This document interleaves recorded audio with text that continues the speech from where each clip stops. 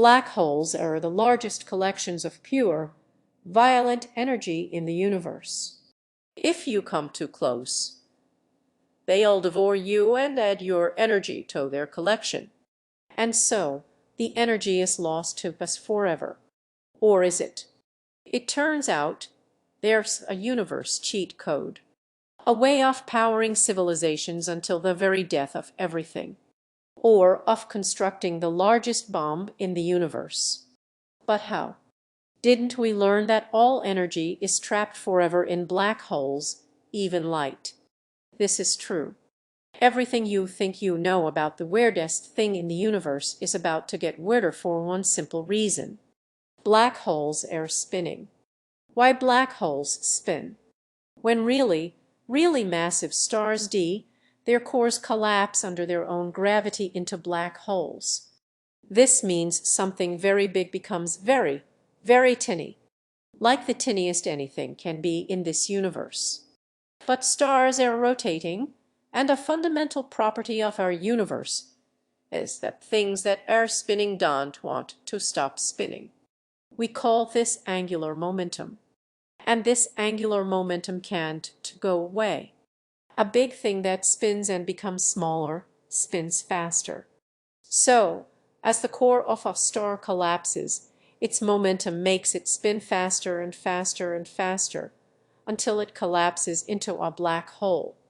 And the black hole keeps on spinning inconceivably fast. Some of them spin millions of times a second. Why spinning black holes are special. Just like non-spinning black holes, spinning black holes have an event horizon and a singularity at their core, where all of their mass is concentrated. The singularity is usually described as a single, infinitely small point with no surface area. But points can't rotate, so a rotating singularity can't be a point. Instead, it's a ringularity. A ringularity is a ring with a thickness of 0 and no surface, spinning extremely fast, containing all the mass of the black hole. The black hole is spinning so fast that it morphs space and time itself. It literally drags space with it, such is its power.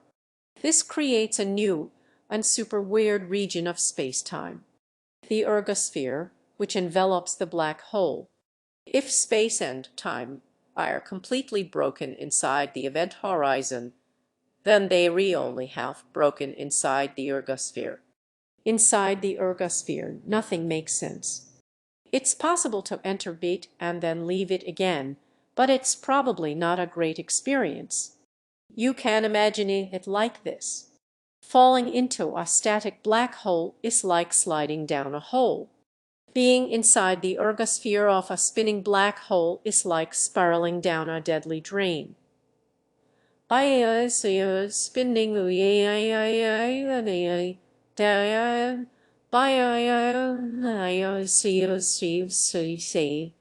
the black hole transfers its own kinetic energy in the form of rotation to everything that enters the ergosphere. The ringularity makes you dance whether you want to or not. You need to move faster than the speed of light just to stand still here, which is impossible. But here's our cheat code.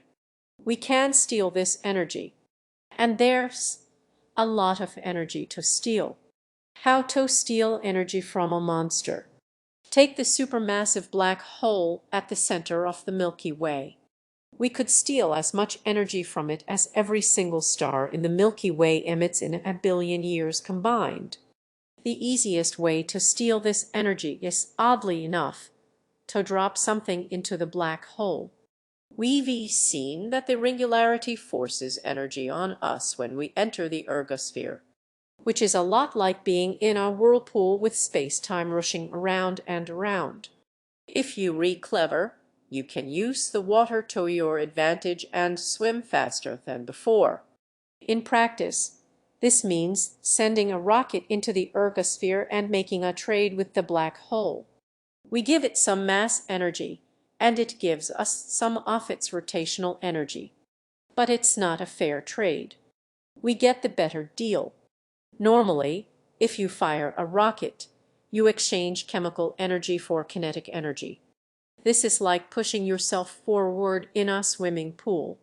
But if you fire a rocket inside the ergosphere, it's like pushing yourself forward in a wave pool. The rotational energy of the waves gives you a much stronger boost than you could get just by pushing yourself. The boost from the rotation of the black hole is so big that you leave the ergosphere with much more energy than you entered it. The black hole gives a tiny amount of its rotational energy to you and slows down a little. Obviously, this requires a lot of food. Fortunately, black holes aren't picky eaters. An advanced future civilization would probably harvest asteroids to drop them into the black hole when they needed an energy boost. But there's an even better way to get energy from a black hole, and, oddly enough, it builds the biggest bomb any living thing could ever hope to build: the black hole bomb. We only need two things to build a black hole bomb: a fast-spinning black hole and a big mirror. The mirror has to completely envelop the black hole, which is similar to a Dyson sphere, a megastructure that harvests the energy of an entire star. Although our mirror would be easier to build. Mirrors are simpler, and black holes are much, much more compact than stars. If we made the mirror 10 centimeters thick, the metal of a big asteroid would probably be enough material for a black hole with the mass of our sun. Once our mirror is in place, we only need to open a window and shoot electromagnetic waves at the black hole. You can imagine what happens next by imagining tossing a ball at a wall and it coming back faster than a bullet. The waves hit the black hole at light speed. Hit the black hole at light speed, the black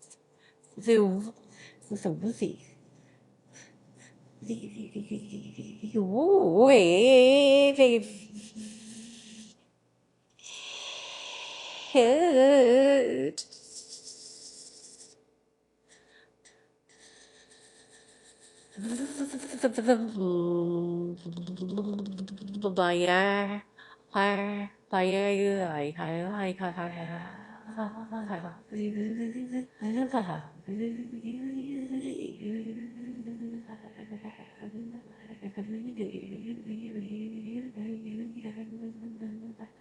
a small proportion of the waves falls past the event horizon to disappear forever. But a much larger amount sloshes through the ergosphere, where the black hole forces some of its rotational energy on them and amplifies them. They now begin superradiant scattering, which are fancy science words meaning bouncing around between mirror and black hole and getting stronger. Every time they go around, they are getting exponentially stronger. By opening some windows in the mirror, we can extract the energy from the waves as fast as they grow, which we could use in theory to create what would be for all practical purposes an endless source of energy for trillions of years. Or we could blow it up. If the waves are not released, they will continue to get stronger and stronger and take more and more energy from the black hole until the mirror shatters. A supermassive black hole would release as much energy as a supernova, making the bomb the largest explosion any living being could ever create. The last home in a dying universe. The beauty of the black hole bomb, the Penrose process, and the superradiant scattering is that they are not science fiction. In the far, far future, this might be the only way to survive in our dying universe. After all the red dwarfs have cooled down and all the white dwarfs transformed into black dwarfs, the universe will turn dark forever. Rotating black holes might be the only sources of energy in the entire universe that life could harvest. If so, the last living being in existence might one day end its life around a black hole, which is equally chilling and uplifting. It turns out that even without any light, there are places we can go. Black holes are as interesting as they are mysterious, but there's actually a surprising amount we don't know. Using maths, we can calculate things and come up with theories about how we'd do if we fall into them.